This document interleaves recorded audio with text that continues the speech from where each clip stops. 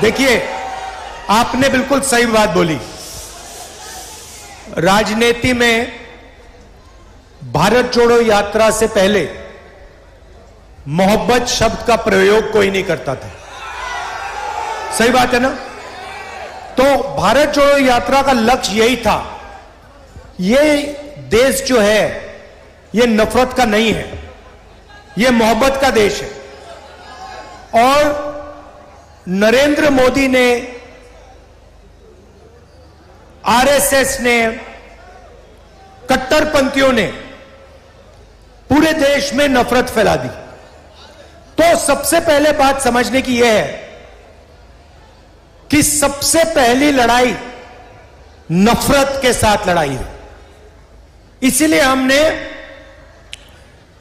भारत जोड़ो यात्रा में बहुत सुंदर नारा दिया, नफरत के बाजार में मोहब्बत की दुकान खोलनी है। और भारत जोड़ो यात्रा ने हिंदुस्तान की राजनीति को हमेशा के लिए बदल दिया। और पहली बार, जो पहले गांधी जी के समय मोहब्बत एक राजनीतिक शब्द हुआ करता था, उसको फिर से सही जगह दी। राजनीति में मोहब्बत को हम आगे लाए। अब देखिए, मैं नरेंद्र मोदी से लड़ता हूं, उनके दिल में जो नफरत है उससे लड़ता हूं, उनके क्रोध से लड़ता हूं। मेरे ऊपर 24 केस हैं, ठीक है, 24। एक असम में, गुजरात में, उत्तर प्रदेश में, बिहार में, महाराष्ट्र में, हर जगह मेरा कोई ना कोई केस है।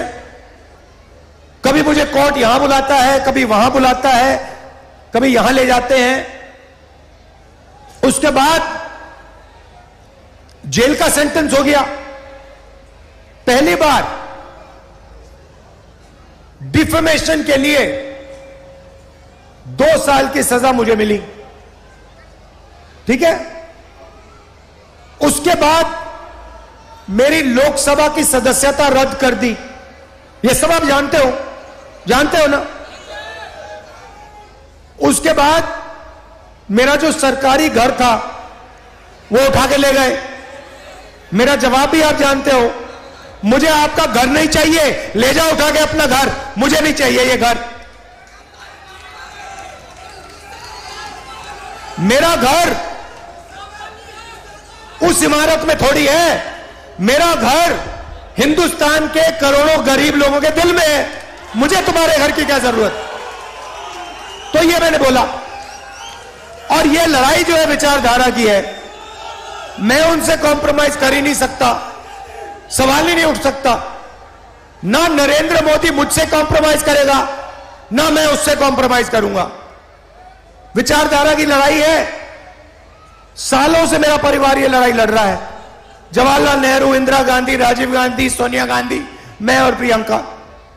अब मैं आपसे सवाल पूछना चाहता हूं, मेरे ऊपर 24 केस, ओवैसी जी के ऊपर कितने केस?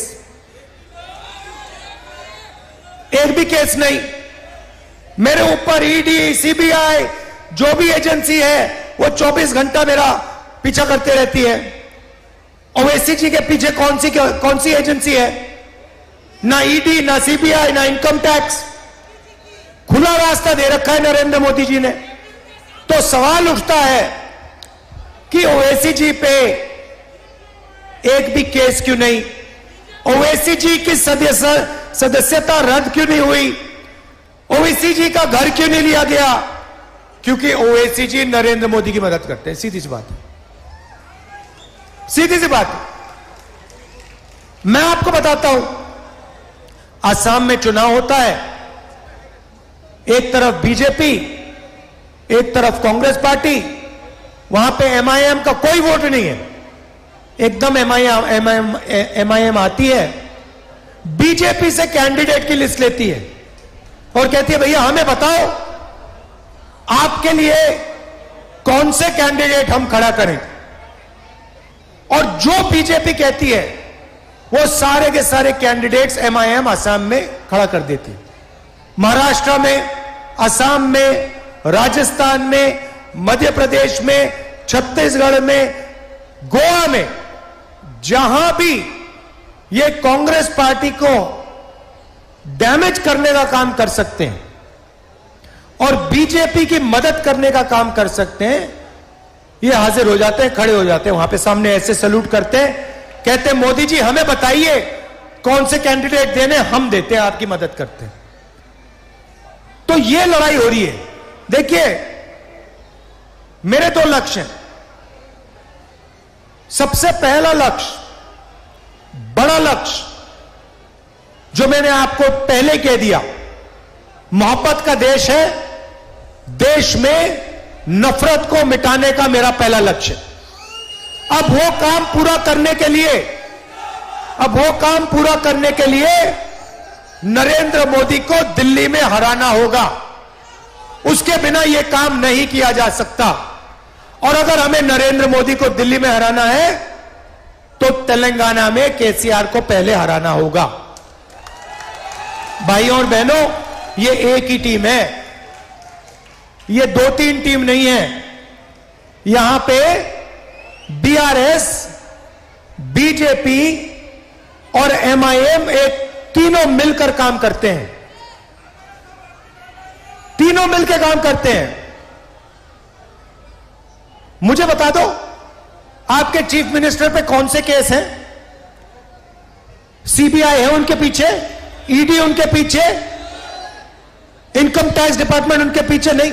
सबसे भ्रष्ट सरकार चलाते हैं, मगर ना एमआईएम के पीछे, ना चीफ मिनिस्टर के पीछे कोई ईडी, कोई सीबीआई, कोई इनकम टैक्स डिपार्टमेंट नहीं। मुझे बताओ, चीफ मिनिस्टर का घर छीना इन्होंने, नरेंद्र मोदी ने, उनकी सदस्यता रद्द की, चीफ मिनिस्ट्री से हटाया? नहीं, बिल्कुल नहीं। लोकसभा में जाओ,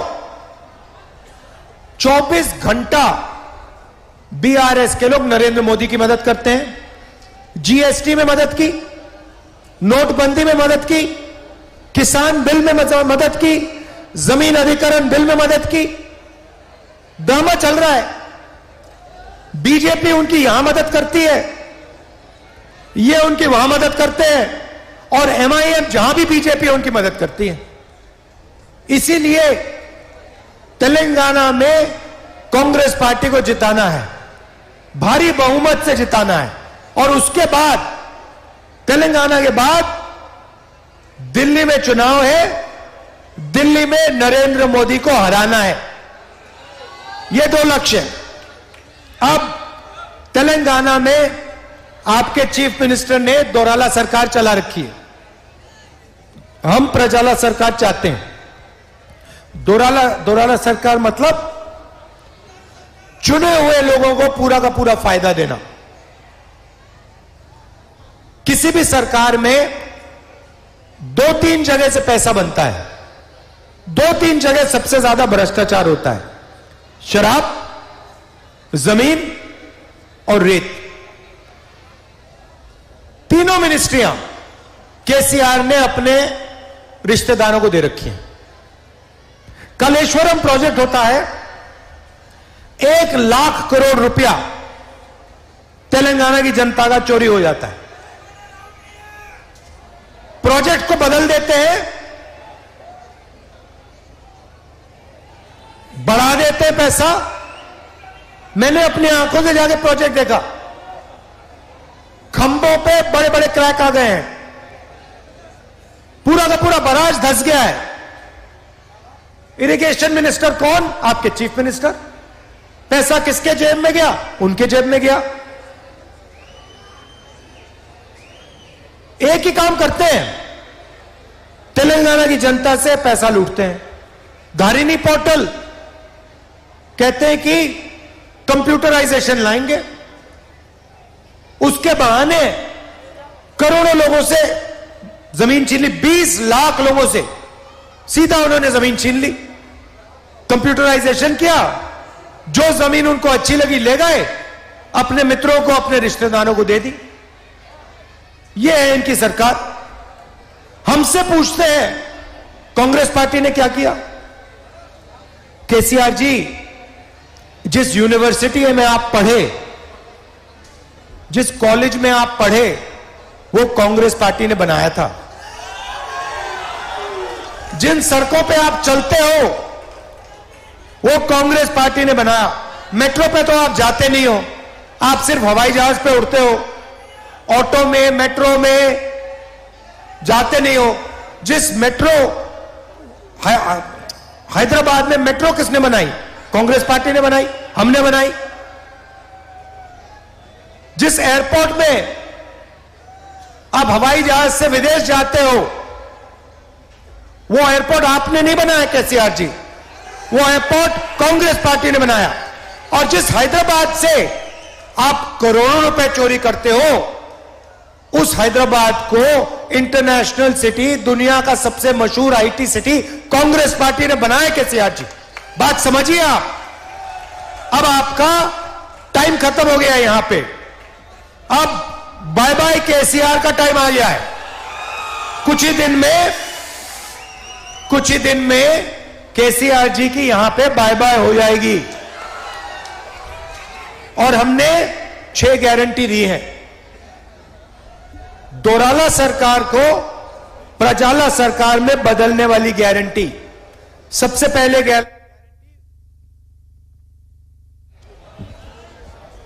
पहले गारंटी महिलाओं के लिए 2,500 रुपए हर महीने हर महिला के बैंक अकाउंट में कांग्रेस पार्टी डालेगी। उसके बाद गैस सिलेंडर कितने का है? 1200, 500 रुपए का आपका गैस सिलेंडर हो जाएगा। और महिलाओं को पूरे तेलंगाना में बस टिकट के लिए 1 पैसा नहीं देना पड़ेगा। फ्री में आप बस में पूरी तेलंगाना में घूमेंगे। यह पहला काम। दूसरा काम, रायता भरोसा स्कीम। 12,000 रुपए प्रति एकड़ हर किसान को, 15,000 रुपए प्रति एकड़ हर किसान को, 12,000 रुपए हर मजदूर को कांग्रेस पार्टी की सरकार सीधा बैंक अकाउंट में पैसा डालेगी। मुफ्त में किसानों को बिजली और 24 घंटे बिजली। तीसरा वायदा, इंदिरा अम्मा इंड्लू स्कीम। तेलंगाना में बहुत सारे लोग हैं जिनके पास घर नहीं है। आपके चीफ मिनिस्टर ने उनकी जमीन छीनी, उनका घर नहीं बनाया, झूठे वायदे किए। जिनके पास घर नहीं है, उन सबको कांग्रेस पार्टी घर बनाने के लिए 5 लाख रुपए देगी। गृह ज्योति स्कीम में 200 यूनिट फ्री बिजली के, 24 घंटा बिजली। युवा विकासम स्कीम में हर मंडल में Telangana international school, private school से अच्छा सरकारी स्कूल, जिसमें हम हाई क्वालिटी की अंग्रेजी सिखाएंगे। तेलंगाना के हर बच्चे को हम इंग्लिश सिखा देंगे कि आप आईटी सिटी का फायदा आपको भी मिले। यह नहीं कि सिर्फ अदानी जी के बच्चों को आईटी सिटी का फायदा मिले। तेलंगाना के हर युवा को, हर बच्चे को आईटी सिटी का फायदा मिले, अपना बिजनेस चला पाए, फॉरेन टूरिस्ट से बात करे, फॉरेन कंपनीज में काम कर पाए। तो अंग्रेजी एक तरीके की चाबी है जो हम आपके हाथ में डालना चाहते हैं। चौथा स्कीम में 4,000 रुपए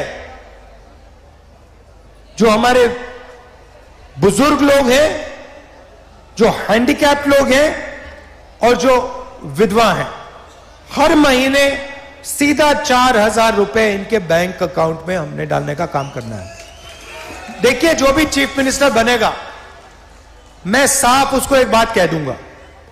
मैंने सिद्धरमैया जी से बात बोली, बघेल जी से बोली, गहलोत जी से, सुक्खू जी से, और वही मैं तेलंगाना के चीफ मिनिस्टर से कहूंगा। जितना पैसा केसीआर ने तेलंगाना के गरीब लोगों के जेब से निकाला है, उतना पैसा कांग्रेस पार्टी तेलंगाना के गरीब लोगों के जेब में वापस डालेगी।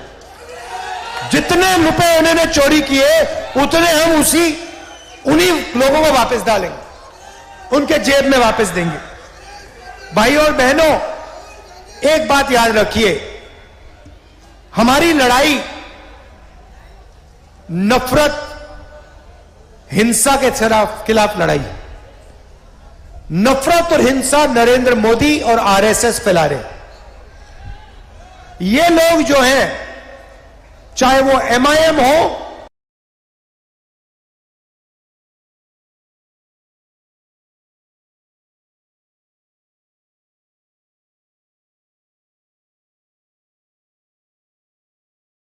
शब्द का प्रयोग कोई नहीं करता था। सही बात है ना? तो भारत जोड़ो यात्रा का लक्ष्य यही था। ये देश जो है ये नफरत का नहीं है, ये मोहब्बत का देश है। और नरेंद्र मोदी ने, आरएसएस ने, कट्टरपंथियों ने पूरे देश में नफरत फैला दी। तो सबसे पहले बात समझने की यह है कि सबसे पहली लड़ाई नफरत के साथ लड़ाई है। इसीलिए हमने भारत जोड़ो यात्रा में बहुत सुंदर नारा दिया, नफरत के बाजार में मोहब्बत की दुकान खोलनी है। और भारत जोड़ो